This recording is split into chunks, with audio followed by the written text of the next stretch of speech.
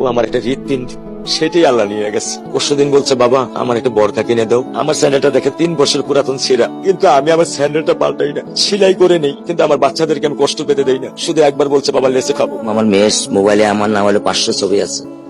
আমি এখনো সাহস পাইনি আমার মেয়ের একটা ছবি বের করে দেখতে। আমার সেই সাহস নাই। আমি সেই সব হারাই ফেলছি, কারণ ও আমার ছিল হৃৎপিণ্ড। ওর জীবনে এমন কোনো চাওয়া নাই যেটা আমি পূরণ করি নাই।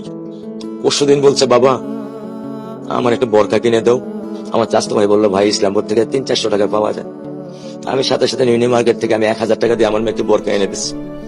আমি দরিদ্র, ভাঙা বাসায় থাকি, কিন্তু আমার সন্তানদেরকে আমি কখনোই দারিদ্রতা স্বাদ পেতে দেইনি। দারিদ্রতা স্বাদ পেতে দেইনি। আমার বড় মেয়েকে এখন আমি সেলোরার থেকে জামা কিনে দিই। আমার স্যান্ডেলটা দেখেন 3 বছর পুরাতন ছেঁড়া, কিন্তু আমি আমার স্যান্ডেলটা পাল্টাই না, সেলাই করে নেই, কিন্তু আমার বাচ্চাদেরকে আমি কষ্ট পেতে দেই না।